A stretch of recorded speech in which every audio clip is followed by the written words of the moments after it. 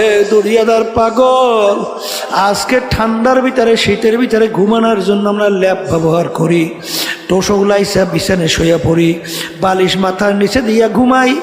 ওদিকে ফজরের সময় মুয়াজ্জিন আযান দেয়, তুমি নাকটাই না ঘুমাও, নামাজে যাও না। আমার মালিক বলেন তোর জন্য জাহান্নামের মধ্যে আমি ল্যাপ তোষকের ব্যবস্থা রাখছি। অমিন জাহান্নামা মিহাদু ওয়ামিন ফাওকিহিম গওয়াশ, জাহান্নামের ভিতরে ল্যাপ তোষকের ব্যবস্থা রাখছি। ফেরেশতাদেরকে বলবো নাফরমানদেরকে জাহান্নামের তোষকের ভিতরে শোয়াইয়া দাও, এরপরে ল্যাপ জাহান্নামের উঠাইয়া দাও। আরে এখন জাহান্নামের ল্যাপ তোষকের চতুর্দিকে আটকাইয়া দাও, এখন জাহান্নামের ল্যাপ তোষকের ভিতরে জাহান্নামের আগুন ধরাইয়া দাও। আল্লাহ আপনি আমাকে আমাদের সবাইকে মাফ কইরা দেন। এই জন্য আমার ভাইদেরকে বলবো, পর্দা আলে মা বোনদেরকে বলবো, আমার মালিক বড় দয়ার মালিক, আমার মালিক বড় মায়ার মালিক। দুনিয়ার স্বার্থ দেখছো, সন্তান অনেক সময় বাপ মাকে মাইরা ফেলায়, মা সন্তানকে মাইরা ফেলায়, বন্ধু বন্ধুকে মাইরা ফেলায়, বাজানে একজন আর একজনকে স্বার্থর বেঘাত ঘটলেই মাইরা ফেলায়। আমার মালিকের সমস্ত নেয়ামত ভোগ করলাম, আমার মালিকের হুকুম না মাইনা, আমার মালিকের বিরুদ্ধাচরণ কইরা জমিনের ভিতরে ধপধপ করে হাঁটলাম। আমার মালিক তোমাকে আমার তার জমিন থেকে ভাগাইয়া দেয় নাই, বরং আমার মালিক ডাক দিয়া বলে কুল ইয়া ইবাদিয়াল্লাযীনা আসরাফু আলা আনফুসিহিম লা তাকনাতু মির রাহমাতিল্লাহ ইন্নাল্লাহা ইয়াগফিরুয যুনুবা জামিআ। বাজা বাজা হর সে হস্তি বাজা, দরকা ফেরো ঘেবরো ভূত পুরুষটি ভাজা। এই দরগাহে মা দরগাহে নাউমিদিনী সদবরাগর তওবা শিকাস্তি বাজা। আমার মালিক বলেন তুই শতবার তওবা ভঙ্গ করছ, এমনকি তুই যদি ভূত পূজার মতো পূজা কইরা তুই অন্যায় কইরা থাকো, খালেস তওবা যদি কইরা দুই হাত আমার দিকে উঠাইয়া তুই চোখের পানি ছাইরা তুই যদি আমাকে ডাক দিতে পারো, হে আমার দয়ার মালিক, নাফরমান তোমার দরবারে হাজির। আমার মালিক বলে তোকে শুধু আমি মাফ করব তাই না, তোর জীবনের সমস্ত গুনাহকে আমি নেকের দ্বারা পরিবর্তন কইরা দেব। এই দয়ার মাওলার ভুইলা, এই মায়ার মাওলাকে ভুইলা কার প্রেমে পড়ছো? যাদেরকে আসলে মনে করো আপন, কেউ তোমার আমার কিন্তু আপন না। আমার মাওলা মায়ের পেটে আপন ছিল, এখনো আপন, কিয়ামতের ময়দানেও আপন, কবরেও আপন, মিজানেও আপন, হাসরেও আপন। আমার মালিককে আপন বানায়া যদি দুনিয়া থেকে বিদায় নিয়ে কবরে শুইতে পারো, কোনো চিন্তা নাই, কোনো ভয় নাই, বেহেশতের বাগান, বেহেশতের বাগান হইয়া যাবে কবর। কবর আল্লাহু আকবার। আল্লাহ আপনি আমাদের সবাইকে মাফ করে দেন। আর যে মালিকের হুকুম না মাইনা কেউ অন্ধকার কবরে যাও, আল্লাহ রসুল বলেন আল কবরু মিন রিয়াজিল জান্নাহ হুফরাতুম মিন হুফারিন নার, জাহান্নামের আগুনে এসে ভইরা যাবে, 99 বিষাক্ত সাপ পেঁচাইয়া পেঁচাইয়া কামড়াবে। মালিক দয়া মায়া করে তুমি বৃষ্টির ভিতরে তাকাইয়া দেখো, তোমার বন্ধু বৃষ্টির ভিতরে কষ্ট স্বীকার কইরা মাহফিলের ভিতরে অগরাদ্র ভিতরে বইতে আছে। ওরে আমার মালিক তোমার পাগল না বানাইয়া কবরে নিয়া। এই দুনিয়াতে থাকা অবস্থায় আখেরাতের মামলা, ওইটার তদবির করার পরই আপনাকে আমাকে রওনা করতে হবে।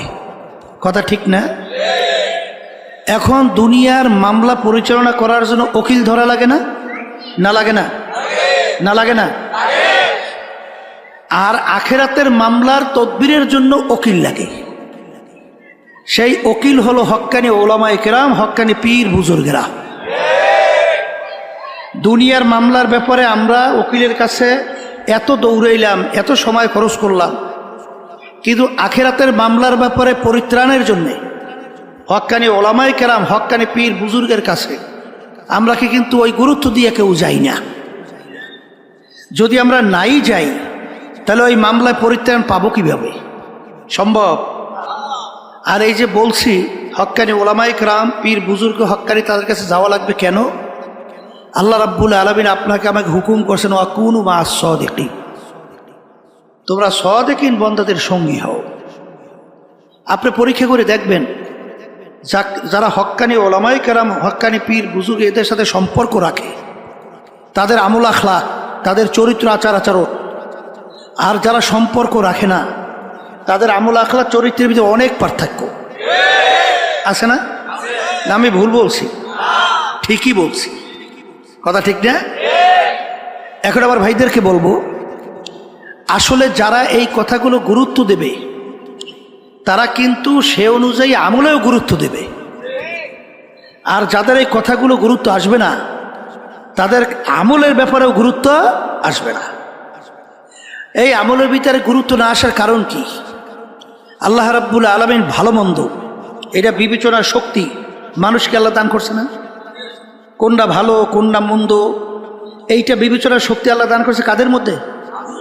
গরুর মধ্যে আছে, ভেড়ার মধ্যে আছে, ছাগলের মধ্যে আছে।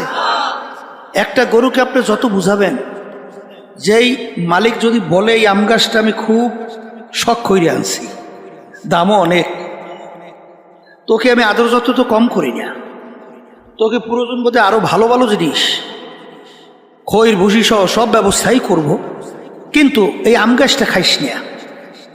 কিন্তু গরুকে যত বুঝাবে গরু বুঝবে, কারণ এই বুঝ তো গরুর মধ্যে আল্লাহ দেয় না। এই জন্য দেখবেন পাগলের কোনো হিসাব নিকাশ আছে? ওর কোনো যাজা সাজা আছে?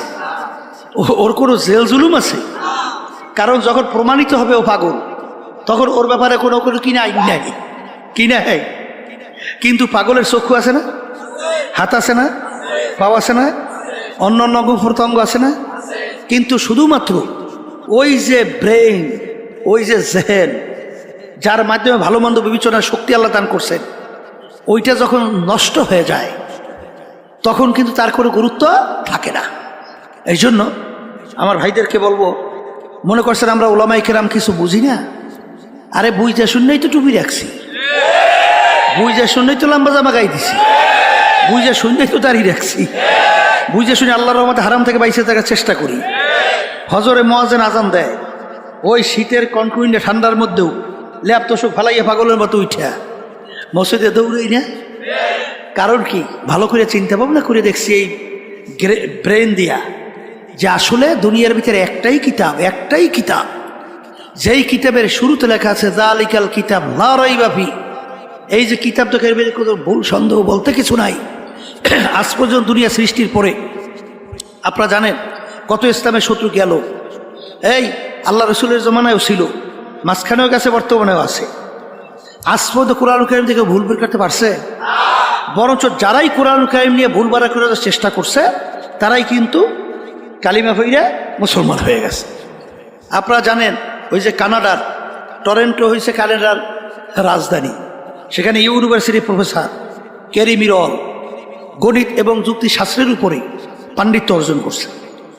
বাইবেল শাস্ত্রের উপরে এত পাণ্ডিত্য অর্জন করছিল, ধর্মীয় খ্রিস্টানদের ধর্মযাজক তার সঙ্গে যখন আহমদ দিদারের সঙ্গে ডিবেট হয় কোরআনুল কারীম এবং বাইবেল নিয়ে, তখন তিনি কোরআনুল কারীম রিসার্চ করতে যাইয়া এক পর্যায়ে তিনি যখন দেখলেন কোরআনুল কারীমের শুরুতে লেখা আছে যালিকাল কিতাব লা রাইবা ফি, এইটা পড়ার পরে তিনি হতভম্ব হয়ে গেছে যে দুনিয়া সৃষ্টির পরে এরকম কোনো ইতিহাস, এরকম কোন নজির নাই যে কেউ আজ পর্যন্ত তার লেখনীর মধ্যে, তার আবিষ্কারের মধ্যে, তার দর্শনের মধ্যে কেউ এরকম চ্যালেঞ্জ দিয়ে বলতে পারছে যে আমার লেখনীতে কোনো ভুল নাই, আমার দর্শনে কোনো ভুল নাই, আমার আবিষ্কারে কোনো ভুল নাই। আজ পর্যন্ত পারছে? কিন্তু একটাই কিতাব যার শুরুতে লেখা আছে ভুলও নাই সন্দেহ নাই। এইটা তিনি পড়ার পরই তিনি যত সামনে অগ্রসর হয় রিসার্চ করে, ততই কোরআনুল কারীম তাকে উল্টা প্রশ্ন ছুড়ে দেয়। তুই যত ভুল তালাশ করবি এই কালামে করে ভুল ভাবি না।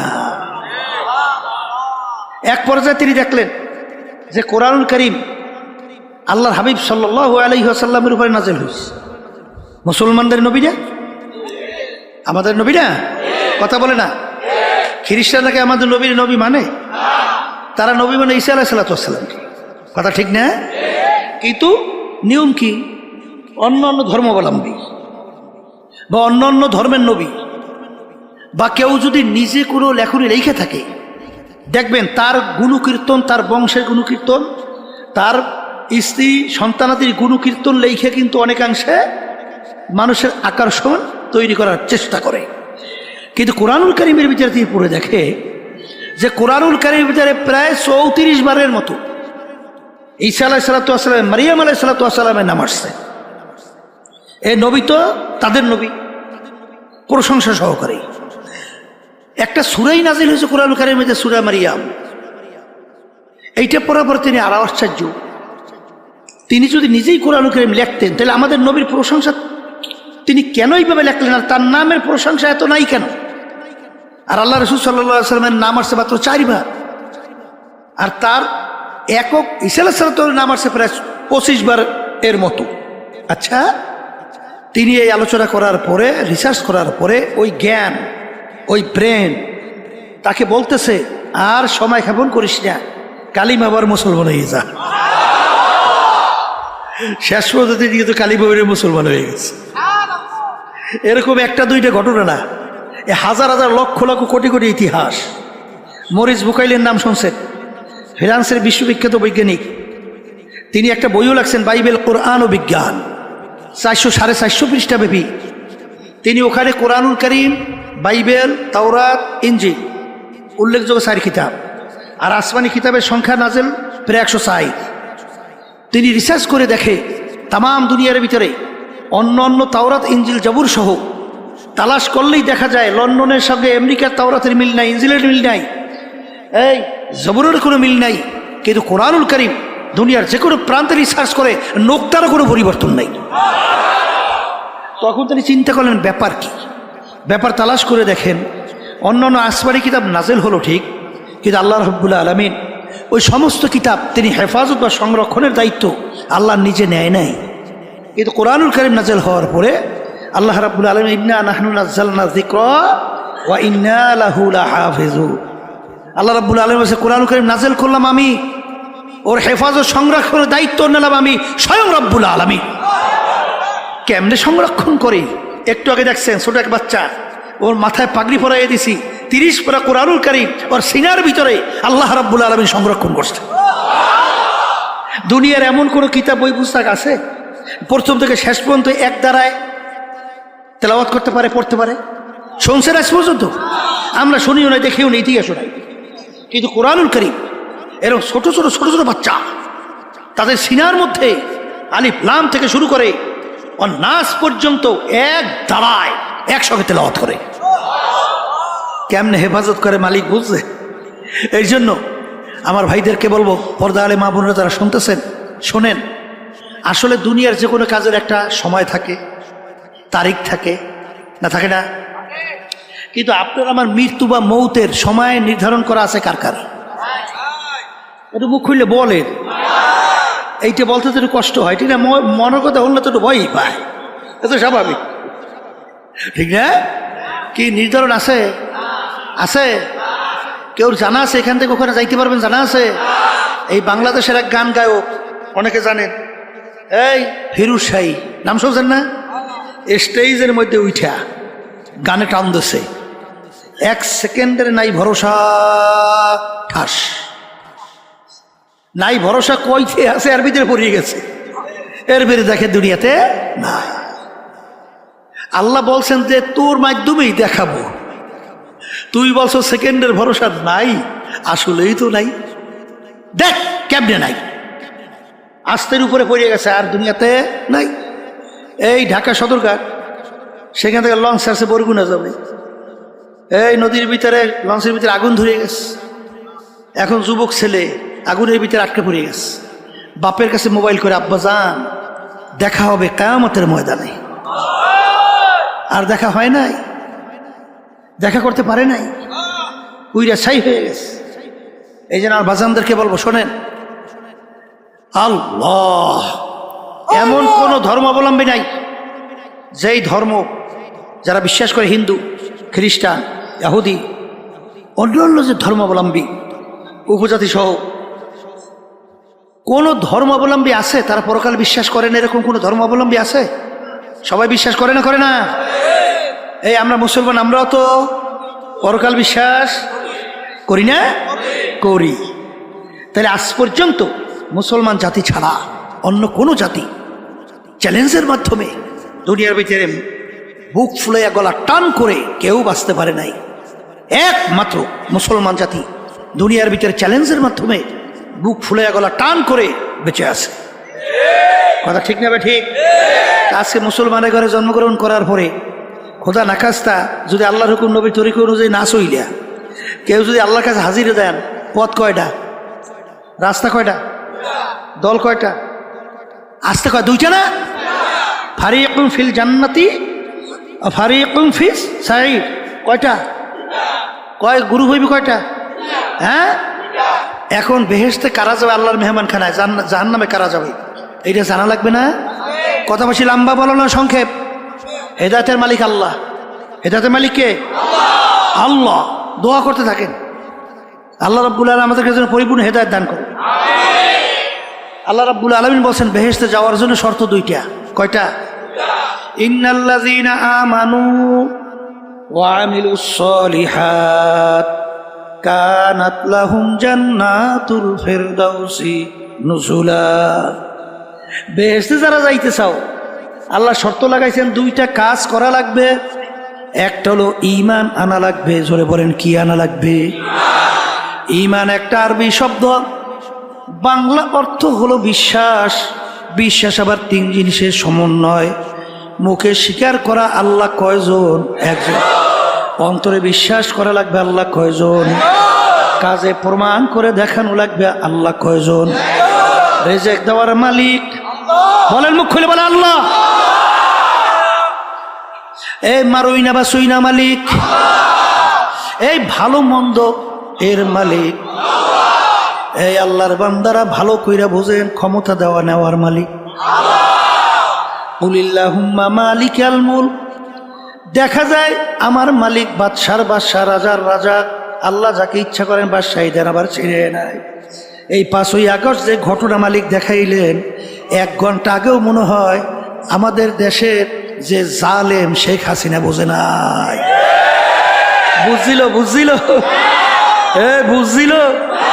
ভাত পা করে খাইয়ে যাইতে পারে, এটাই সব রাখে যাওয়া লাগছে। 1 ঘন্টার ব্যবধানে বুঝে দেয় যে একটু আগে বাদশাহ, একটু পরেই হয়েছে যাইয়া একেবারে ঘিরে নিত।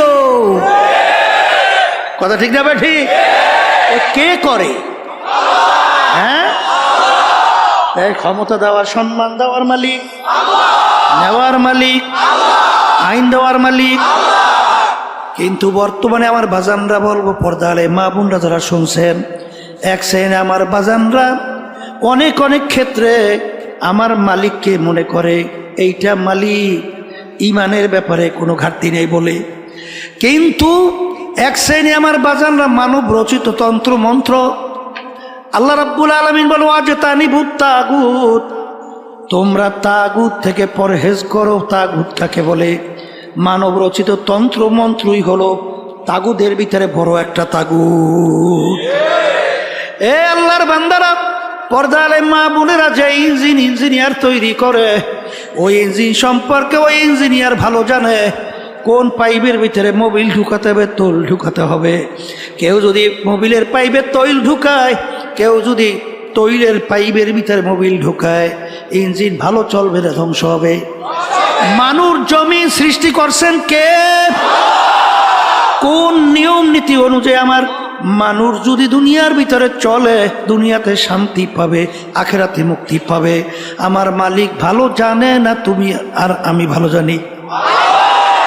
হ্যাঁ, মুখে বলি তো ঠিকই, কি যে এক শ্রেণী আমার বাজানরা, তারা কিন্তু এই মানব রচিত তাগুদের ভিতরে পিছনে জীবন শেষ করছেন। কিন্তু আমার বাজানদেরকে বলবো, পর্দার মা বোনদেরকে বলবো, আমার ভাই কেউ রাগ কইরা না, ওলামায়ে কিরামদের উপরে কেউ রাগ কইরো না রে বাজান।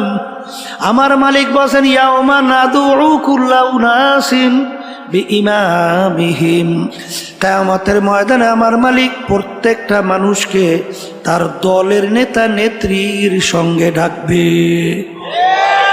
আয়াতের অর্থ ঠিক আছে? এই আয়াতের অর্থ ঠিক আছে? এখানে কি দুই একজন মানুষ সব মানুষ না দুই একজন বাদ? এই সব মানুষ কিনা? হ্যাঁ, আমার মালিক তার দলের নেতা নেত্রীর সঙ্গে ডাকবেন। ডাইকে আমার মালিক বলবেন, তোর দলের নেতা নেত্রী যেদিকে যায় ওদের পিছনে পিছনে সেই দিকে চল। এক কথায় তোমার নেতা নেত্রী যেখানে জায়গা, আমার আল্লাহ বলেন তোরও সেইখানে জায়গা। আমার রাগ করছেন না? হ্যাঁ, আল্লাহর রাস্তায় মাফ চাই, আমার রাগ করে কোনো লাভ নাই। আমি তো আয়াত শুনাইছি কোরআনুল কারীম থেকে। রাগ হলে তো আল্লাহ আল্লাহ রসুলের সঙ্গে হও, হ্যাঁ বোঝাপড়া তাদের সঙ্গে করো। কথা ঠিক না বাড়ি? এই জন্য আর বাজানদেরকে বলবো, এ আল্লাহর বান্দারা, পর্দা আলে মা বোনেরা, যাদের ভিতরে আল্লাহ জ্ঞান দান করছে সেই আমার বাজানদেরকে বলবো, আমার মালিকের কাছে দোয়া করো। মালিক যখন মাহফিলে নিয়ে আসছেন দিনের সহি বুঝদান করেন। আর আমার মালিক বলেন, তোমরা যদি আমার কাছে চাওয়ার মতো চাও আমি তোমাদেরকে সেই অনুযায়ী দান করব। উদউনি আস্তাজিব লাকুম, বান্দাবান্দি আমাকে ডাকবি, আমি তোর ডাকে সাড়া দেব। লা তাখুযুহু সিনাতুন ওয়ালা নাওম, আমার মালিক বলে আমার ঘুমও নাই জিমানিও নাই। আমার মালিকের ঘুম জিমানি নাই, চিন্তা একদিনও করছো কেন? আমার মালিক বান্দাবান্দিকে বড় মায়া করে। আহারে বান্দাবান্দি রাত্র ৩টার সময় বিপদের ভিতরে পইরা যখন করুণ সুরে ডাক দেয়, আল্লাহ, আমার মালিক যদি তখন ঘুমায়া থাকে, আমার মালিক তখন তোর ডাকে কিভাবে সাড়া দেবে? আমার মালিক বলে, বান্দা বান্দি রে, তোর মায়া আমাকে ঘুমাইতে দেয় না, তুই যখন বিপদে পড়ে আমাকে ডাকবি সঙ্গে সঙ্গে যদি আমি তোর ডাকের সাড়া দিতে পারি। এই দিন আমার বাজানদেরকে বলবো, পর্দা আলে মা বোনদেরকে বলবো, এ দুনিয়াদার পাগল আমার বাবারা, পর্দা আলে মা বোনেরা, ভালো করে মনকে বুঝাও, তারপর কবরে যাও। কারণ বাজার একবার যদি দুনিয়ার আল্লাহ, আবার কবরে যাইয়া কেউ ঠই গে বসো, আবার দ্বিতীয়বার দুনিয়াতে এসে আপিল কইরা জিতবার কিন্তু আর আশা নাই।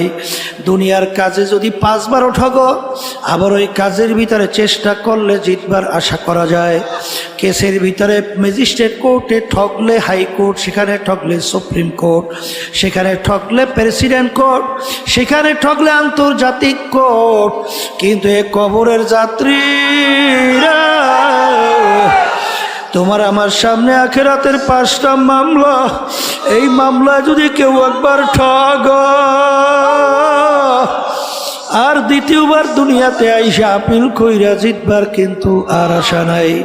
হে আমার আরাম প্রিয় আমার বাবারা, হে বড় লোক আমার বাবারা, হে শৌখিন আমার বাবারা, হে ক্ষমতা সম্পন্ন সম্মানিত আমার বাবারা, আজকে দুনিয়ার দিকে তাকাইয়া দেখো বাজার, দুনিয়া কিন্তু আরামের জায়গা না। দুনিয়া দারুল মেহনে ওয়ালবালা, বালা মুসিবতের জায়গা, কষ্ট ক্লেশের জায়গা। এখানে আরাম চাইলে কোনোদিন কেউ পায় নাই, কেউ কোনোদিন পাবে না। আজকে মাথার নিচে বালিশ না থাকলে ঘুম আসে না, একটু রৌদ্র সূর্যের তাপ সহ্য করা যায় না, একটু পেটে ব্যথা সহ্য করা যায় না। আরে একটা পিটান দিলে সহ্য করা যায় না। কিন্তু আমার বাজানদেরকে বলবো, পর্দা আলে মা বোনদেরকে বলবো, আমার মালিক জাহান্নামের আগুন কিভাবে তৈরি করছেন। আল্লাহু আকবার, আল্লাহু আকবার। আল্লাহর হাবিব বলেন, জাহান্নামের আগুন তৈরি করে আমার মালিক বলেন, ফেরেশতারা জাহান্নামের আগুনকে তেজ করো। 1000 বছর তেজ করতে করতে আগুন হাত্তা মাররত, আগুন একেবারে লাল টকটক হয়ে গেল। আমার মালিক বলেন, এই আগুনে হবে না, আগুন আরো তেজ করো। আবার 1000 বছর পর্যন্ত আগুন তেজ করতে করতে আগুন একেবারে সাদা দবদবে হয়ে গেল। আমার মালিক বলে, আগুনে হবে না, আগুন আরো তেজ করো। 1000 বছর আগুন তেজ করতে করতে হাত্তা সওয়াদাত, আগুন এখন অন্ধকার কালো, অমাবস্যার রাত্রেও কালো হয়ে গেল। ওই আগুন এখন জাহান্নামের কালো অবস্থায়, ওই আগুন এমন তেজের আগুন হবে। আমার মালিক বলেন, নারুল্লাহি মুকাদাতুল্লাতি তাত্তালিউ আলাল আফইদা, শরীরের যে কোনো জায়গায় লাগবে আগুন যাইয়া কলিজা পর্যন্ত পয়সা যাবে। আল্লাহ তুমি আমাকে আমাদের সবাইকে মাফ করিয়া এ দুনিয়াদার পাগল। আজকে ঠান্ডার ভিতরে শীতের ভিতরে ঘুমানোর জন্য আমরা ল্যাপ ব্যবহার করি, তোষকলাইসা বিছানায় শুয়ে পড়ি, বালিশ মাথার নিচে দিয়া ঘুমাই। ওদিকে ফজরের সময় মুয়াজ্জিন আযান দেয়, তুমি নাকটাই না ঘুমাও, নামাজে যাও না। আমার মালিক বলেন, তোর জন্য জাহান্নামের মধ্যে আমি ল্যাপটপের ব্যবস্থা রাখছি। অমিন জাহান্নামা মিহাদু ওয়ামিন ফাওকিহিম ওয়াশ, জাহান্নামের ভিতরে ল্যাপটপের ব্যবস্থা রাখছি। ফেরেশতাদেরকে বলবো, নাফরমানদেরকে জাহান্নামের তোষকের ভিতরে শোয়াইয়া দাও, এরপরে ল্যাপ জাহান্নামের উঠাইয়া দাও। আহারে, এখন জাহান্নামের ল্যাপটপের চতুর্দিকে আটকাইয়া দাও, এখন জাহান্নামের ল্যাপটপের ভিতরে জাহান্নামের আগুন ধরাইয়া দাও। আল্লাহ আপনি আমাকে আমাদের সবাইকে মাফ কইরা দেন। এই জন্য আমার ভাইদেরকে বলবো, পর্দা আলে মা বোনদেরকে বলবো, আমার মালিক বড় দয়ার মালিক, আমার মালিক বড় মায়ার মালিক। দুনিয়ার স্বার্থ দেখছো, সন্তান অনেক সময় বাপ মাকে মাইরা ফেলায়, মা সন্তানকে মাইরা ফেলায়, বন্ধু বন্ধুকে মাইরা ফেলায়, বাজানে একজন আর একজনকে স্বার্থর বেঘাত ঘটলেই মাইরা ফেলায়। আমার মালিকের সমস্ত নেয়ামত ভোগ করলাম, আমার মালিকের হুকুম না মাইনা, আমার মালিকের বিরুদ্ধাচরণ কইরা জমিনের ভিতরে ধপধপ করে হাঁটলাম। আমার মালিক তোমাকে আমার তার জমিন থেকে ভাগাইয়া দেয় নাই, বরং আমার মালিক ডাক দিয়া বলে, কুলিয়া ইবাদিয়াল্লাযীনা আসরাফু আলা আনফুসিহিম লা তাকনাতু মির রাহমাতিল্লাহ ইন্নাল্লাহা ইয়াগফিরুয যুনুবা জামিআ। বাজা বাজা হর সে হস্তি বাজা, দরকা ফেরো ঘেবরো ভূত পুরুষতি ভাজা। এই দরগাহে মা দরগাহে নাউমিদিনী সদবরাগর তওবা শিকাস্তি বাজা। আমার মালিক বলেন, তুই শতবার তওবা ভঙ্গ করছ, এমনকি তুই যদি ভূত পূজার মতো পূজা কইরা তুই অন্যায় কইরা থাকো, খালেস তওবা যদি কইরা 2 হাত আমার দিকে উঠাইয়া তুই চোখের পানি ছাইরা তুই যদি আমাকে ডাক দিতে পারো, হে আমার দয়ার মালিক, নাফরমান তোমার দরবারে হাজির।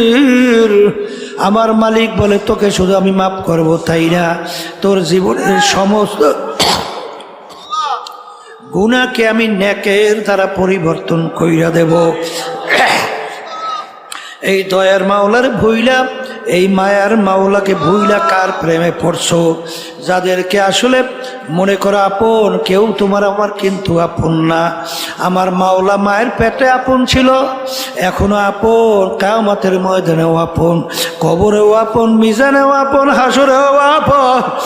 আমার মালিককে আপন বানায়া যদি দুনিয়া থেকে বিদায় নিয়ে কবরে শুইতে পারো, কোনো চিন্তা নাই, কোনো ভয় নাই। বেহেশতের বাগান বেহেশতের বাগান হইয়া যাবে কবর কবর। আল্লাহু আকবার। আল্লাহ আপনি আমাদের সবাইকে মাফ করে দেন। আর যে মালিকের হুকুম না মাইনা কেউ ওই অন্ধকার কবরে যাও, আল্লাহ রসুল বলেন আল কবরু রিয়াজিল জান্নাহ হুফরাতুম মিন হুফারিন নার। জাহান্নামের আগুনে এসে ভইরা যাবে, 99 বিষাক্ত সাপ পেঁচাইয়া পেঁচাইয়া কামড়াবে। মালিক দয়া মায়া করে তুমি বৃষ্টির ভিতরে তাকাইয়া দেখো, তোমার বন্ধু বৃষ্টির ভিতরে কষ্ট স্বীকার কইরা মাহফিলের ভিতরে অগরাদ্রের ভিতরে বসে আছে। ওরে আমার মালিক তোমার পাগল না বানাইয়া কবরে নিয়া।